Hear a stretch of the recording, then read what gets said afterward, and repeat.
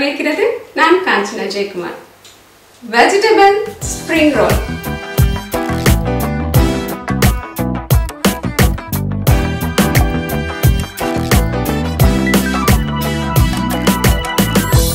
இந்த vegetable spring ரோல்ன்றது நிறைய காய்கறிகள் எல்லாம் விதவிதமா அது கூட சாஸ்லாம் போட்டு கலக்கி அதை உள்ள ஒரு சப்பாத்தி மாதிரி ஒரு இதுக்குள்ள வச்சு சுருட்டி எண்ணெயில பொரிச்சு எடுக்கிறது. இது ரொம்பவே சுவையா இருக்கும். காய்கறிகள்லாம் சாப்பிட மாட்டேன்றாங்க குழந்தைங்க அப்படின்னு வருத்தப்படுற வீட்டுல எல்லாம் இந்த ஸ்ப்ரிங் ரோல் பண்ணி கொடுத்தீங்கன்னா பசங்களுக்கு என்ன உள்ள இருக்குன்னு தெரியாம நல்லா சந்தோஷமா சாப்பிடுவாங்க.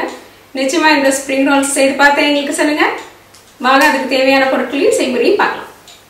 ஸ்ப்ரிங் ரோல் செய்வதற்கான ஸ்ப்ரிங் ரோல் தாள்கள் வீட்டில் செய்யப்பட்டவை அல்லது இது போன்று கடையில் கிடைப்பவை. ஸ்ப்ரிங் ரோல் தாள்ன்றது விதவிதமா கடையில கிடைக்குது. இது ஒரு விதம்.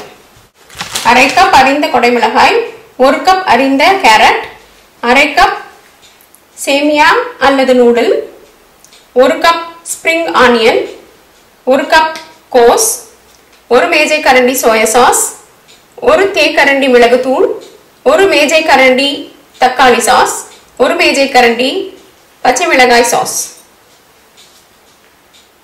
உப்பு மற்றும் எண்ணெய் பொரிப்பதற்கு. ஒரு வாணலி அல்லது அடி அகலமான பாத்திரத்தை வச்சிருங்க. அடுத்தது இன்னொரு பக்கம் 1.5 டம்ளர் தண்ணி அல்லது 2 டம்ளர் தண்ணியை ஒரு பாத்திரத்தில் ஊற்றி நல்லா கொதிக்க வைங்க. இதில் நூடுல் அல்லது நம்மளோட சேமியாவை போட்டு எடுக்க போகிறோம். ஒரு தேக்கரண்டி எண்ணெய் ஊற்றிக்கலாம். முதல்ல கோஸ் போட்டுடலாம்.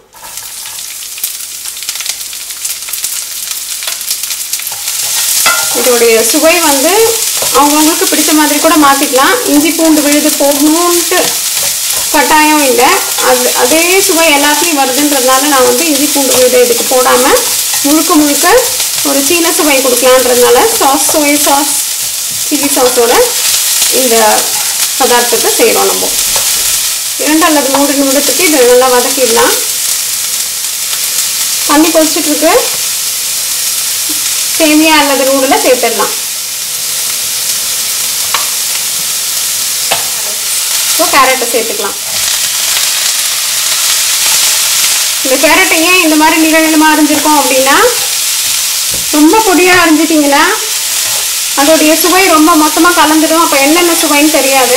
இப்போ அங்கங்கே கேரட்டை கடிக்கிற மாதிரி அதனுடைய சுவை நல்லா தெரிய வரும். கொதிச்சு தயாராகிடுச்சு. இதை வடிகட்டிடலாம்.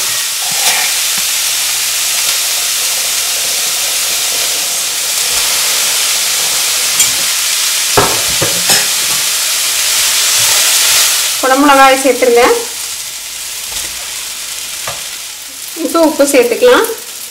கடைசியாக வெங்காயத்தாள். இப்போ நம்ம எல்லா சாஸையும் சேர்க்கலாம். சோயா சாஸ், மிளகாய் சாஸ், தக்காளி சாஸ்,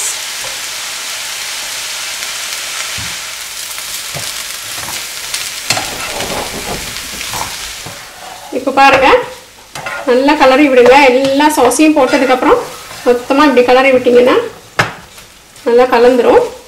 இப்போ மிதமான தீயில வச்சுருங்க. இப்போ நம்ம இதில் எந்த தண்ணியுமே சேர்க்கலை இல்லைங்களா. இப்போ தண்ணி உங்களுடைய சாஸ் ரொம்பவே கெட்டியாக இருக்குது, தண்ணி பதம் பத்தலை அப்படின்னு நினச்சிங்கன்னா தேக்கரண்டியில் 1 தேக்கரண்டி 2 தேக்கரண்டி அந்த மாதிரி தண்ணி தெளிச்சுக்கோங்க. அப்போ தான் என்ன ஆகும், காய்கறிகள் அந்த இருக்கிறதுலையே வெந்து ரொம்ப குழையாமல் கிடைக்கும் நம்மளுக்கு. அதே மாதிரி சோயா சாஸ் நான் உபயோகப்படுத்தினது நல்ல டார்க் சாஸ். நீங்கள் லைட் சாஸ் அந்த மாதிரி கிடைக்குதுன்னா கொஞ்சம் அதிகப்படியாக ஊற்றிக்கோங்க. அப்போ தான் உங்களுக்கு அந்த சோயாவினுடைய மனம் உங்களுடைய ஸ்ப்ரிங் ரோல்ஸில் இருக்கும். இப்போ இது தயாராகிடுச்சு. நீங்கள் அடுப்பு அணைச்சிட்டு இதை நல்லா குளிர விட்டுட்டு அதுக்கப்புறமா நம்ம ஸ்ப்ரிங் ரோல் தயார் பண்ணலாம். நம்மளோட காய்கறி தயாராகிடுச்சு. இது கூட மிளகுத்தூளை கடைசியாக சேர்த்துடுறோம். உங்களுடைய குடும்பத்தின் காரத்துக்கு ஏற்ற மாதிரி நீங்கள் மிளகுத்தூளுடைய அளவை கூட்டியோ குறைச்சோ உபயோகப்படுத்தலாம். கொஞ்சோண்டு மைதா இருக்கு, அதில் லேசாக கொஞ்சம் தண்ணி சேர்த்து அதை ஒரு பசை மாதிரி தயார் பண்ணிக்கலாம்.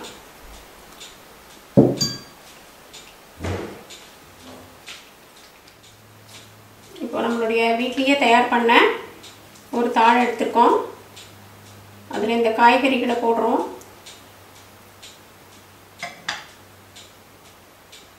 இப்போ இது லேசாக சுருட்டலாம். இப்போ நம்ம தயார் பண்ண பசை இருக்கு இல்லைங்களா, அதை நல்லா சுத்திலையும் போட்டுடுங்க.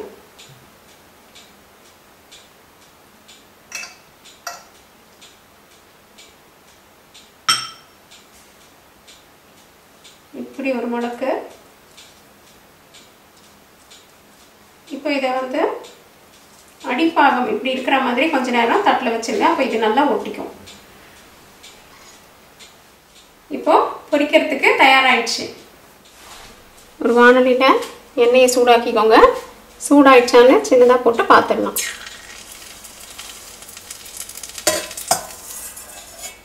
இப்போ நம்மளுடைய ஸ்ப்ரிங் ரோலை சூடான எண்ணெயில் போட்டுடலாம்.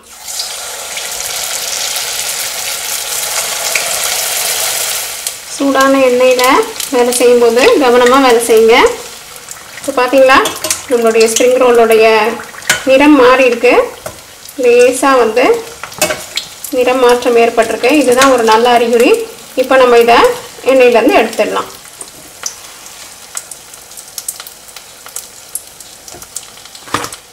நண்பர்களே, நம்மளுடைய அருமையான ஸ்ப்ரிங் ரோல் தயாராகிடுச்சு பாருங்க. இதை ஒன்று நறுக்கி பார்க்கலாம். இதுலேருந்து வர முறுமுறு சத்தம் கேட்டிங்களா?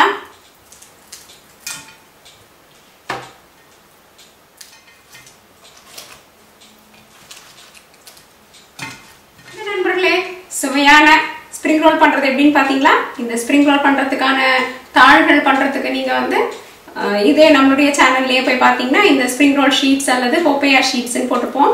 அது ரெண்டு விதமாக காமிச்சிருக்கோம். ஒன்று மைக்ரோவேவில் பண்ணுறது, இன்னொன்று அடுப்பில் பண்ணுறது. அடுப்பில் பண்ணுறது நிச்சயமாக கொஞ்சம் எண்ணெய் உறிஞ்சிக்கும், ஆனால் முறுமுறுன்னு இருக்கும். ஏன்னா நம்ம அரிசி மாவு சேர்த்துருக்கோம். மைக்ரோவேவில் பண்ணுறது கண்டிப்பாக எண்ணெய் உரியறதை குறைச்சிரும். அதே நேரத்தில் அதுவும் ரொம்பவே முறுமுறுன்னு நல்லாயிருக்கும். ரெண்டு விதத்தையும் செய்து பார்த்து எங்களுக்கு சொல்லுங்க. தோசை பீட்சா என்றென்றும் உங்கள் நாவிற்கும் வயிற்றிற்கும் நல்ல சுவை. நன்றி, வணக்கம்.